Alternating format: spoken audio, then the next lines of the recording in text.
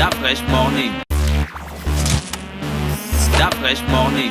Il est 10h sur les 104.5 Urban FM, la station urbaine. Mosley est avec nous. Mosley, on parle de politique. Nous parlons de politique et on revient sur l'actualité. Vous savez que depuis un certain temps, on enregistre des démissions en cascade dans certains partis politiques et c'est tout l'intérêt de ce matin de nous poser la question de savoir quelle démission en cascade on enregistre. Oui, il y a beaucoup de partis politiques qui enregistrent des démissions depuis un certain temps. Si tu suis bien l'actualité, tu vas te rendre compte qu'il y a le PSD, l'Union nationale, le nouveau parti, du moins la nouvelle configuration d'héritage et modernité qu'on appelle de Barreau-Chambrier, qu'on appelle le Rassemblement pour la patrie et la modernité. Et bien, depuis un certain temps, ils enregistrent des départs de certains militants et même quelques cadres, notamment en ce qui concerne les régions du sud, donc de la Nyanga, les militants là, de l'Angounié, du Moyen-Ogooué. Ils vont dans d'autres partis ou bien ils restent Ils vont dans d'autres partis. Exactement. Donc l'affaire là continue encore. Oui, ça continue parce que c'est tout l'intérêt aujourd'hui de savoir pourquoi ces démissions et quel est l'objectif de ces démissions. Parce que quand on regarde au fond, on n'a pas d'enjeu sur le plan électoral qui pourrait conditionner ces départs-là. Est-ce que les raisons qui sont données sont valables? Et d'ailleurs, on a du mal à lire aujourd'hui ce que ces militants qui démissionnent reprochent à leur formation politique de départ, parce que simplement, il y a d'abord une équation. Quand on rentre dans une formation politique, en réalité, on le fait. L'adhésion est individuelle. Quand on arrive à des situations de démission collective, il faut bien qu'on ait une lecture qui nous permette de savoir exactement de quoi il s'agit, pourquoi on démissionne et quel est l'objectif, du moins quelles sont les conditions qui ont prévalu pour que nous puissions partir de cette formation-là.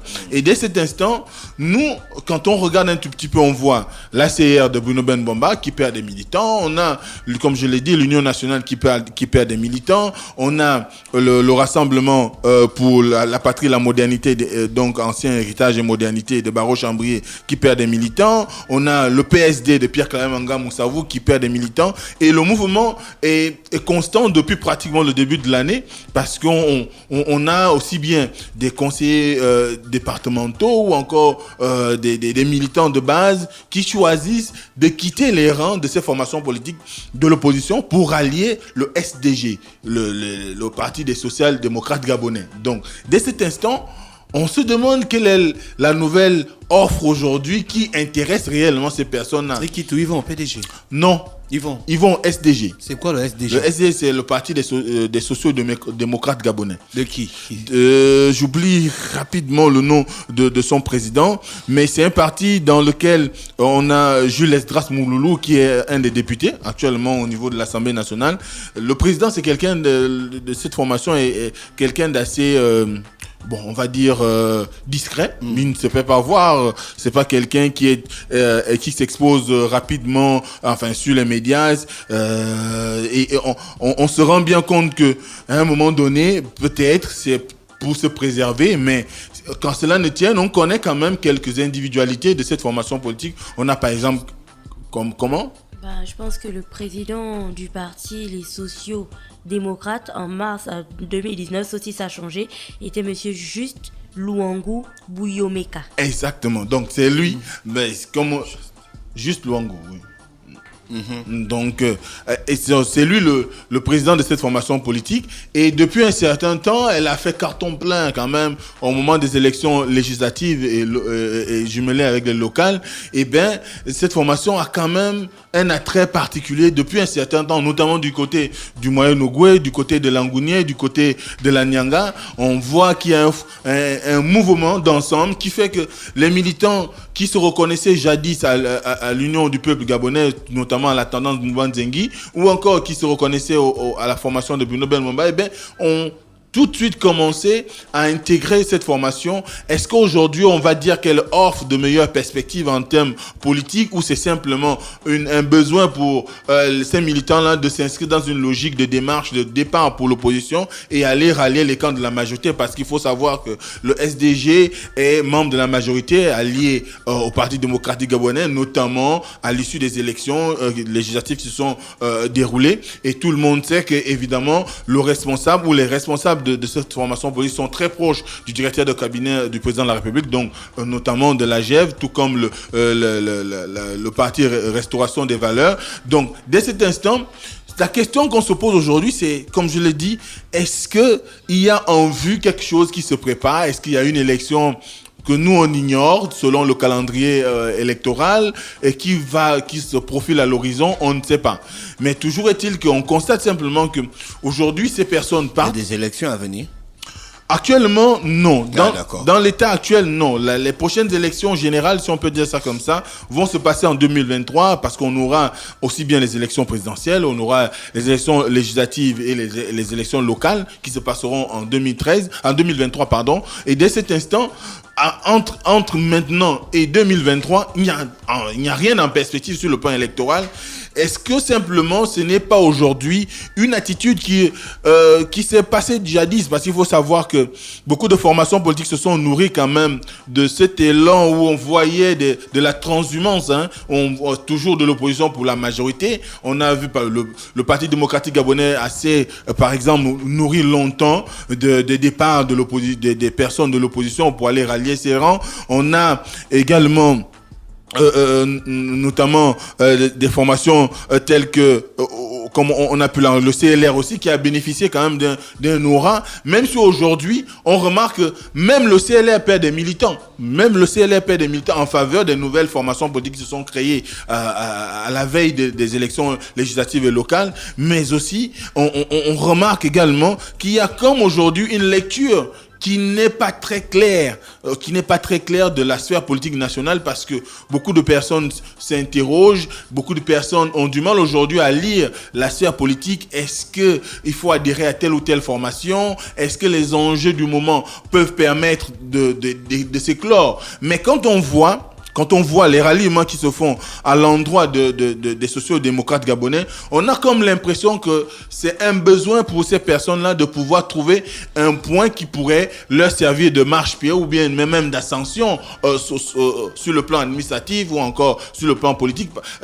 Peut-être politique un tout petit peu, parce que ceux qui se retrouvent à démissionner du CLR ou encore des autres formations n'ont réellement pas d'étoffe nationale, parce que quand on démissionne d'une formation, il faut que par après on justifie du poids qu'on a dans cette formation-là. C'est vrai que ça fait quand même une perte pour les partis qui se retrouvent dans cette posture telle que je l'ai dit tout à l'heure, le PSD à l'issue de l'éviction de son leader du poste de vice-président de la République, eh bien, il a encore enregistré un grand nombre de démissions, notamment en Mouila, où des gens ont décidé de rallier le SDG. Et là, à un moment donné, on comprend que le SDG serait peut-être aujourd'hui le rempart pour ceux qui estiment qu'ils peuvent jouer en attendant 2023, peut-être, pour pouvoir briguer un certain nombre de postes sur le plan administratif ou encore bénéficier de certains avantages. Ça peut être financier, hein, parce qu'on sait souvent quand on demande à des gens de partir d'une formation pour une autre, il y a souvent des transactions qui se font, il y a des tractations. On ne se lève pas un matin et puis on se dit bon, je m'engage désormais à suivre Dafresh alors que j'étais bien avec Gina. Donc dès cet instant, est-ce Il y a des gens qui sont comme ça. juste Ils sont pour versatiles. juste pour le fun, DVD Mosley. juste pour On sait que la transhumance, c'est comme ça que j'appelle ça, non? Oui. C'est toi qui avais dit le mot là, non? Moi, je ne sais même pas ce que Oui, ça c'est la veut dire. transhumance, Je sais oui. seulement que Mosley dit souvent ça. La transhumance politique, c'est une danse qu'on danse au Gabon depuis des siècles. oui, mais elle doit avoir un sens. Le problème, c'est qu'elle n'a pas de sens. Mais le problème aujourd'hui, c'est qu'elle n'a pas de sens.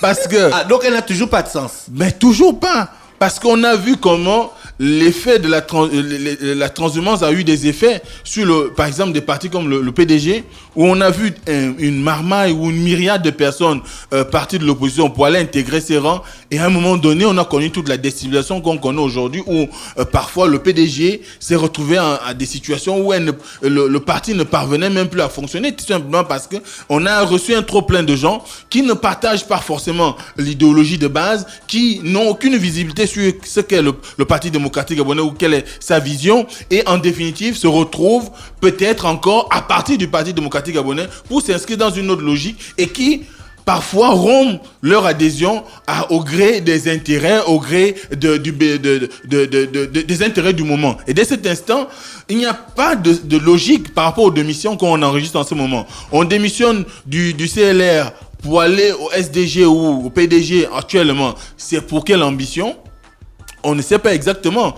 Mais il faut qu'on sache quand on démissionne d'un parti que, bon, par exemple, je démissionne du CLR, on est à l'approche des élections législatives ou de la présidentielle, je pourrais jouer un rôle majeur dans ma circonscription en faveur du candidat du PDG ou en faveur du candidat du SDG, et à un moment donné, je pourrais bénéficier de X ou Y avantage. Mais si il n'y a aucun enjeu, il n'y a aucune situation qui vous oblige maintenant, à partir d'une formation, quel est l'intérêt de sortir des rangs de votre parti politique?